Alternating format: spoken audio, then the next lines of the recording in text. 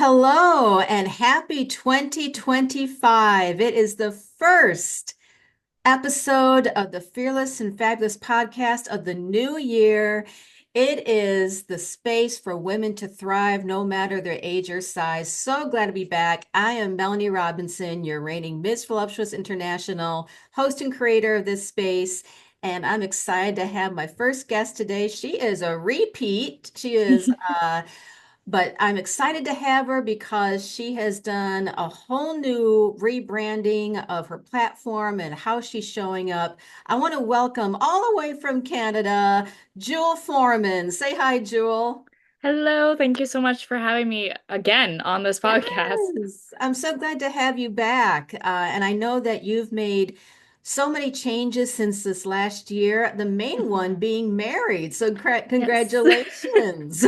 Thank you. I know it was a bit of a whirlwind because we were only engaged for 10 months, and that to a lot of people was very short. So it was like we were engaged and now we're Really? married. Yeah.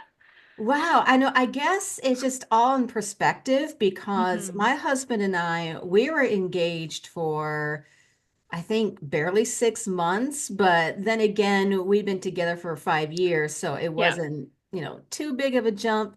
Yeah. Same But for yeah, us. Yeah. but I mean, honestly, I don't want to be engaged forever. No, that's what I said. I was like, I was not vibing with being a fiance. I love being a wife. I loved being a girlfriend, but the fiance era was not my space. Well, in case people who are watching or listening who aren't familiar with you, can you give us a little introduction about yourself? Yeah, so I'm Jewel Foreman and I'm a Canadian French immersion teacher. So I'm in my second year of my career, which is wild for me to say out loud. That I'm like, oh, I'm like established in my career now. I'm starting to like actually know what I'm doing. Um, Sometimes. I am the founder of the Bloom Effect, which is my platform formerly known as Grateful Givers, which is all about giving women the space to lead with heart and live with balance. What I was noticing is a lot of women set these high ambitions, they're going after them, they know they can do it, but they're neglecting themselves in the process, and they're so often just giving so much of themselves away. So the Bloom Effect comes into play of helping them maintain themselves and stay true to who they are at their core while still doing all those awesome things that they want to do. And I think that's fantastic because, those of us, who are entrepreneurs, pageant queens, Yes. just leaders in general, like we want to do so much. hmm And I think there is something that missing in there, how we tend to feel like we're giving so much, but we're maybe losing a bit of ourselves in the Yeah. process. Was there like an impetus or an event or something that sparked you to change Grateful Givers into this new blooming effect? Yeah. So it was at the end of my first year of teaching, which something that was drilled into my head going into teaching was, oh, 30% of teachers leave within the first 5 years. Like 30% are going to leave. And it's scary that I'm like, you're telling me that. I haven't even started. And you're like, Mm. you might be part of that statistic. And so I was kind of in that space, making sure that I was, still allowing time for myself, not losing myself to the career. And then I competed at Miss Ontario Regional Canada last year. And what I noticed in that space is that the messaging I had about we can make a difference, we can do it, like the woman got it. They were like, we know we are making those differences. But what I was seeing is just complete exhaustion and women that Mm. were losing themselves. And the biggest conversation that came up while I was competing was, oh, I'm so glad I have time to do something for me. And that was a Mm. recurring theme of, oh, I have this space for me because in my daily life, I'm doing X, Y, Z, and it doesn't really make time for me. And so coming back from that, I recognized, okay, it's not about knowing that we can make a difference, knowing that we can volunteer and have that impact, but it's about recognizing we can do all that and still take the time for ourselves. Wow. And I am vibing with what you're saying. Girl, it's so true. And I know those who are watching and listening, I know a lot of pageant queens listen to my podcast, that there's that term, the pageant hangover. Yes. Like after a pageant, you just feel completely spent hmm because you've put in so much time and preparation and just really thinking about your why and volunteering and all these things, and you show up and you shine, and it's excitement and nervousness and all these things, and then it's done. Yeah, so quick. Yes, it's so fast. And then you're kind of left with this, now what? Yes. And that was something that in the back of my mind, when I competed last August, I didn't want that to happen to me, Hmm. regardless of what the outcome was. I didn't want to feel this, oh, Yeah. I wanted to feel still connected to myself. Hmm. But I know that's not always true for a lot of women. And it's not just pageantry either. It's like preparing for anything big in life. Yeah. So, what kinds of things have you put in place with the Bloom effect to help women deal with this hump? Yeah, so we have a community space on Facebook where we're able to connect regardless of borders. We do trainings, women will post questions in there, and it's just a safe space to be ourselves and like be sisters. But more intimately, what I run is the Bloom Sisters, which is a one-to-one accountability program, mentorship program, where women are able to connect with people they might not otherwise connect with and really do a deep dive on what they want and how we can seek the support out from each other. Because often, at least in my circles, what I was finding is we're so headstrong of like, no, I got this, I can do Mm. this. And sometimes we view other women as competition instead of seeing them as the assets that they are, that they can help make us thrive. They can help us achieve those goals. And so the Bloom Sisters is a great space where you're able to be with somebody where you're both working towards goals and you're also simultaneously cheering each other on. Oh, wow. Yeah, that sounds amazing. When you mentioned how we tend to feel like, oh, I've got this, I'm good, everything's Yep. fine. Wow. I think that's something that so many of us can really identify with, that we're in charge, we've got this, we don't have to, Hmm. we don't need any extra help. Whereas a lot of times, we're burning the candle on both ends. Yes, absolutely. And what are some things that uh, you've discovered that is helpful for women dealing with these types of feelings? I think it's finding that space where you're with women who say, yeah, I felt that way before because I found when I was feeling like you said, burning the candle from both ends, I was just like, I have to have this put together. I was seeing it as all these other women, they have it put together. All these women in pageantry, Mm. like they can do everything and they're not breaking a sweat. And so it was almost this fear of asking for help because, well, they don't need to ask for help. So why should I need to ask for help? And in my community group, I've been able to create that space where women aren't afraid to show up and say, I'm struggling with this, or I need some advice on this. And knowing that we're not going to be judged for it. We're going to be like, Yeah. yeah, no, I've been there and here's how I got through it. And I think that is probably one of the main things that many of us feel, is that fear of being judged, Hmm. fear of being seen as, oh, we don't necessarily have it all put together. Yeah. And this thing is, none of us do. Yeah. I like it's impossible to be completely on top of everything, 24/7. That's Hmm. not realistic. That's not the way we are as humans. Yeah. What happens? So I'm not sure where this perception, began of, these really motivated leaders, Hmm. especially women, have to Yeah. be like these, totally put together specimens all the time. Yeah. Do you think some of that comes through our media, or where do you think that perception comes from? I'm just curious Hmm. about your thoughts. I definitely think there's a piece of media because I've fallen victim to it as well. When we're presenting ourselves on social media for pageants or for our careers, we tend to do the highlight, the put together, Yeah. like even like I was in sweats before this interview, and now I'm put together, my hair is down, I have earrings on. And that's what the media would see. And so we're only showing the victories and the highlights and we're not showing necessarily the struggles getting there. And one moment that like really stood out for me was at the end of my first year of teaching, I won an award called Rookie of the Year, and they were like, "Oh, you did so good. You finished your master's. You're even planning a wedding, and like you're not even stressed." And I remember thinking like, "What? What?" Like I was like, "I am so stressed." I was like, "I go home and cry. What do you mean?" And then I was like, "Okay, but."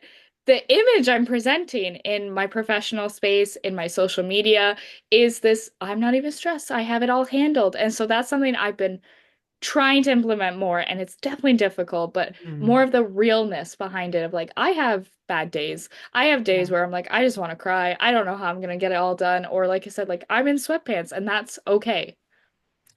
And that's something I have occurred to myself too as a content creator is how can I show up, professionally Hmm. and be a leader, but I also want women to feel that they can still connect with me on a human level. Hmm. Uh, that, life for me gets messy sometimes too. I feel anxiety over things. I overthink, I worry. I make mistakes, and Yeah. I am struggling trying to figure out how can I present that side of myself so and it's a way that people will identify with it and connect with it versus seeing Hmm. it as oh, she's just boo-hooing because she's having Yeah. a bad day. And I think that is something where, maybe a lot of us who are online quite a bit are afraid to do because we don't want to be Hmm. perceived as we're trying to get pity. Yeah, exactly. And it's I feel like there's a block for a lot of women of I don't want to be seen as messy or over emotional because Mhm. a lot of times those are the labels that get put on us as soon as we're crying, as soon as we have these strong emotions. It's, oh, you're a woman, you're emotional. And I'm a very emotional person, but it's not because I'm a woman. I'm like, Yeah. let me feel the feels. So I feel like there's also that block of yes, we want to be perceived as professional and in control, and we want people to trust us. But there's also the flip side of in order to build that trust, we need to show the less perfect side of ourselves. Yeah. Absolutely. And I think it's something I'm going to have to, just let myself be a little more vulnerable Hmm. when I'm showing those parts of myself, because especially now that I'm an international title holder, I'm representing a Yes. system. Hmm. I want to, to let women know that, hey, wearing a crown doesn't take your take your problems away. I Yeah. mean, they're still there. Hmm. Or if you are doing great in your business, I mean, you are still dealing with some things behind the scenes that not everybody can see. Hmm. So I'm going to try and work on trying to present that vulnerable space that's going to hopefully inspire other women to say, hey, I'm there too, and maybe make it less scary to be Hmm. our true selves online. What's been the experience through the sisterhood and the group that you built? Like, have they been able to connect with each other in a meaningful way? I feel like the connections are meaningful because it is a female dominated space and we are all there for similar reasons of we want these high ambitions and we want to also have that connection with our feminine sides with being who we are at our cores without it being like, well, you can't be feminine and go after this. You can't have emotions and be in a position of leadership. So I Mhm. feel like we have been able to create those meaningful connections just because the values for all of us are the same. That's fantastic. I mean, I think you found a much needed space for women, and I'm just so proud of you. I really am. I Thank think, you. I sometimes have to remind myself that in our most tough or challenging moments, we can find the next big thing in our lives, that it Hmm. can lead us to something really beautiful if we just listen to our instincts. Hmm. And Absolutely.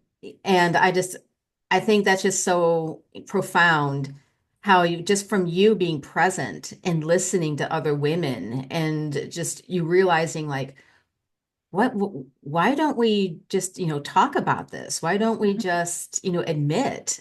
Yeah, I know. And it's always like, oh, well, it would be so simple to just admit it, but then you listen to the stories of other women and it's all the same messaging that we've received of you don't want to be perceived as this, or you don't want to have this like loss of control, so to speak. And as somebody who's still very much a perfectionist, it is so hard to be like, no, it's not perfect and that's okay. Because I'm like, well, that's losing control. Like, no, I Yeah. have to be perfect. Yeah. I wish I knew where all this, came from. Hmm. Because I want to go to whoever it was and just say, what did you do to Yeah. us?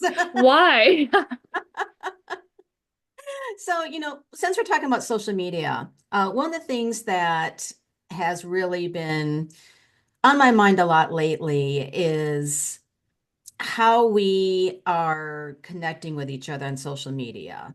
Hmm. And sometimes, especially when there's some challenging things going on in the world, how can we avoid from letting it put us into a spiral? How we can keep protecting our mental health, trying to stay in a healthy mindset. Have you been experiencing any of that? And if Hmm. so, how are you taking care of yourself? Yeah, absolutely. There's two pieces of it because social media can be such a powerful and wonderful Hmm. tool. So it's finding those spaces where it's like, okay, I feel good after like consuming this content. I'm not feeling like rough about myself. And then it's also allowing yourself to unfollow or to mute accounts. And that was a big thing in pageantry. No matter what, you could be the nicest person, but when I'm in my competitive zone, following other delegates, I was like, oh, well, she's doing this and I should be doing this. And it was just this constant spiral of comparison. And so it was knowing I can mute them. It doesn't mean I'm not following them. It doesn't Right. mean that I'm not cheering them on, but it's for my mental health. I'm consuming the content that I know will uplift me. And that seems really scary because it's like, well, we want to be sisters supporting sisters. How do I do that while also being, distance from them? Yeah, and and I also I have to bring up the fact that we just had an election here in the USA, Hmm. and it's been very polarizing, very Hmm. polarizing. So one of the things that I've had to do for my own mental health is that I've had to mute a number of people I know, Hmm. just because they were posting things that were just so aggressive, Hmm. that it just made, it would make me overthink things and not be able to uh, feel comfortable with what they were posting. Hmm. And some of these are people who, I've known for a while. Yeah. And I know that what we post online isn't, representative of all who we are. Hmm. But when it's things that really don't really mesh with the core of who I am, it's hard. Yeah. And I've had to, kind of do a let go and let them kind of Hmm. philosophy. Yep. And that's what I've had, to do to protect my own peace and my own mental health, is to realize like that's fine. They can do what they want, but right now is not the best time for me to engage with them. Hmm. And I think that's the big lesson is we don't have to engage with it. And that's so hard because when you see something polarizing and it sparks that feeling, it's hard not to want to immediately defend or say, well, I Hmm. know who you are at your core, and I don't think that's what you meant. And all of these, strong feelings, and it's saying it's okay to just not engage with it and mute and unfollow if that's what you need to do, because at the end of the day, protecting your peace and creating that safe space on social media is what we want. Exactly. Exactly. Um, so let me ask you this, Mrs. One of the things I don't think gets talked nearly enough is what happens to a woman when she leaves her singlehood and she enters a marriage. Hmm. Because especially in a male and female marriage, women are expected to take the husband's last name.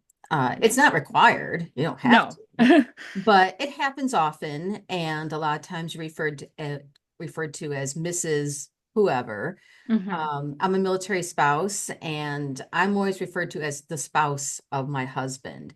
Hmm. I know you haven't been married very long, but have you noticed a shift in how you've been perceived or treated? Absolutely. It was definitely something that I was conscious of prior to the marriage, knowing I wanted to take his last name. And we, both of our views on marriage were we're uniting as one, we're creating our own family. And so knowing that prior to the wedding, a month before, I went on a retreat. And the whole focus of the retreat was becoming the queen of your life, shaping that identity. And and it's still a constant battle, but it was this idea of how can I still have me, Jewel, who I am independently and still be the wife I want to be and be engaged in this marriage. Because, like you said, you get introduced after the ceremony as Mr. and Mrs., the first name of your husband, the last name of your husband. Mhm. And I'm like, well, where'd my name go? Hold Right, on. right. So it's just recognizing that, we can still have that identity. And I think this was something that I was fortunate enough to have a great support system for. A lot of women struggle with, okay, can I be a good wife and still have who I am as an independent woman? And luckily, my best friend was there. She got married 2 years prior to me, and she was like, no, you can still be Jewel and have pageants and be a teacher and have those spaces where you are Jewel, but also know there are spaces where it's me and my husband, Michael, and we are one. And in those spaces is Mr. and Mrs. Foreman. And he's great. He supports all my pageantry, all my career. So I think that's definitely part of it is having a spouse where we can support one another in our independent lives, but knowing Yeah. like at the end of it, we can come back to each other. Yeah. And, God bless our partners when we go through our pageants. Yeah. He They has see been us to through every single one. everything. Yeah, I still remember because the first pageant he went to, I won. I was fortunate enough to win. And then he was just on that high of like, oh, she always wins. So the first time he saw me lose, he looked at my best friend and was like, I don't know what to do. I don't know how to support in this case. Um, but he has been great. He has been at every competition, regardless of what province they're in. He is always there. I could call him in the middle of the night because there's long nights and pageants. Yeah. Um, I think that's what has helped in this transition into a married woman is knowing that he still supports me as who I am at the core. That's so wonderful. It's, when you find that partner, that person who gets you, Hmm. who's just your biggest cheerleader, oh, it's just the best. It's the absolute best. Uh, I remember uh, when my husband saw me compete in my first pageant. I mean, it's not really it was my first pageant. It was my first pageant after many, many years away from Yeah. pageantry. And when I won a title, oh, he was just over the moon. He was just so proud. And then the Hmm. next one I entered, I didn't make the finals. Hmm. And he was just heartbroken for Yeah. me. Like, I think he took it harder than I did. Yeah. Um, and it's just, it's just a wonderful feeling to know that you've got someone there for you. Hmm. So let me ask you this, because since you and I are fortunate to have such great partners, what would you say to a woman who is either going to pageantry or starting a goal for herself who maybe doesn't have that cheerleader? What can she do to keep herself Hmm. motivated and in a healthy mindset? What do you think? I think it's being open about the process. When I started pageantry, I really thought nobody would cheer me on. I was like, there's like my mom was very hesitant. She is a very strong pageant mama now, but at the beginning she was like, I don't think I like this. I'm not sure. And as soon as I started posting, not only was I able to connect with other delegates who were like, I'm going through the same thing, but there were people that I would have never assumed to be the biggest supporters who still, every pageant I compete in, are like messaging me, how can I help? What are you doing? When's your next fundraiser? And so for those women who maybe feel like, oh, I don't think they support me this fully, it's okay to say like, okay, well, I can connect with previous title holders Yeah. or I can post about it and you would be surprised the impact and the reach that you will have. Oh, they can join the Bloom effect They and can get the June, support yeah. there. Absolutely. And yeah, we have many like first time and we have veteran and I'm starting to be more in the veteran category and I'm like, I swear I was still a newbie, but I'm like I'm on pageant 8 now. Like, whew. Yeah, and I think that's pretty cool too, that when you still kind of feel like I'm kind of a newbie, Yeah. but at the same time, because you still have that enthusiasm for it, that Yes. passion for it. Whereas, sometimes there's some veterans who are just kind of like, Yeah. yeah, well, I'm going to do my thing. And, Hmm. I would never want to lose that spark, Hmm. that excitement for what I'm doing. Because my feeling is if you start feeling kind of blasé or cynical about something, then maybe it's time to take a step back from it. Yeah, absolutely. And I found myself in that kind of rut. I was competing with the same system year after year, not seeing the result I was hoping for. And I was kind of in the mentality of I'm going to compete until I win. Like I'm going to win eventually. But in my last competition, I remember entering orientation and I was just exhausted. And I thought to myself, I was like, if I don't win, I don't think I can do this again. I was like, oh my, like I'm so tired. I'm so beaten down. I was like, I want to get this pageant over with. And I was like, that was day one. That's supposed to be the most Wow. exciting day. Yeah. And then I really thought, I was like, hey, maybe I need to take a step back from pageantry. For me, it was I need to take a step back from that system. Lots of love to them, but it was okay, where can I compete otherwise? And I compete at Miss Ontario. I'm competing with for Mrs. Personality Canada this upcoming August. And those were the moments where I was like, oh, I still have that spark. I still have that excitement of going through the handbook, figuring out everything I need to do. It was just kind of getting in that routine. And so sometimes it's the matter of like, okay, you got to push yourself a little bit out of that comfort zone. Yeah. And, as they say, if you're not, excelling or if you're not moving forward, pick a new lane Hmm. because And that's sometimes that's what it scary. takes. That's Yeah. what it takes. Hmm. And you mentioned that you're entering a new pageant. Tell us a little bit about this that you're doing. Yes. So it's actually their first year running a Mrs. Division, so or a Mrs. Division in person, I should say. So it was divine intervention in my eyes. They posted it the day that I was like, "Oh, I'm looking for another system. I have the itch." They posted it and I was like, well, here it is. But I'll be competing for Mrs. Personality Canada, which is all about empowering women through personality. Love And it. you can see just in everything they do that they are so true to that cause because every single title holder is unique and so strongly rooted in her purpose that that is what they have all in common is the fact that they are rooted in purpose. And I'm excited I get to fly out to Calgary for the first time because Yeah. I was supposed to go back in 2020, but we all know what Yeah, we know what happened that happened. we all know what happened that year. But I'm just excited to be with a pageant where, yes, there's still the glamorous aspect of runway, but it's so rooted in who you are at your core. I love that. And that sounds like you, girl. I mean, Yeah. that sounds like that would be a good fit for you. I'm excited. I'm so excited for I'm so you. I love seeing what you've been doing online. One of your most recent posts you did was a letter to your younger self. Oh yes. my gosh. And I'm just, and that inspired me. Like, I need to do something like that too, Hmm. because I think we kind of disconnect from who we were Yeah. and, remembering where we were, where we are now, how we've grown. And I just think that was just such a poignant post. Thank you. Yeah, I feel like oftentimes, at least this is how I felt, you want to disconnect from your younger self because you're like, oh, I was awkward or I wasn't Yeah. quite there yet. And like, let's just forget that. But I'm like, no, like that younger version of me wanted to be a teacher so bad, wanted to compete in pageantry. And honestly was at a point in her life where she was like, I'm not ever gonna find someone that loves me because like my standards are up here. And then I'm like, looking back, I'm like, I'm married. I have competed in like 8 pageants. I have my master's degree. I'm a teacher. I'm like, I did everything and more than what she could have even imagined. Look, look at you. Just look at you. And that just goes to show we have to celebrate the things we've Hmm. done. We've all Absolutely. done so much more than we realize. Yeah. And I think that's such a great message. And good Lord, I hate it when we get on these podcasts and I notice we're running out of time, Yeah.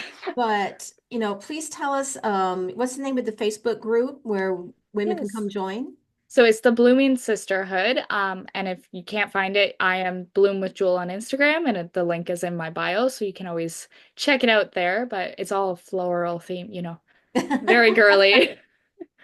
Fantastic. Well, of course, I will put your links on here too. And thank you so much for talking with us and sharing your story. It's such a beautiful story of how you're finding new purpose and new growth and helping other women along the way. Thank you so much. Thank you so much for having me. And thank you all for tuning back into the Fearless and Fabulous podcast. It's a new year, got new guests. Please like and subscribe, and I will see you all soon. Take care.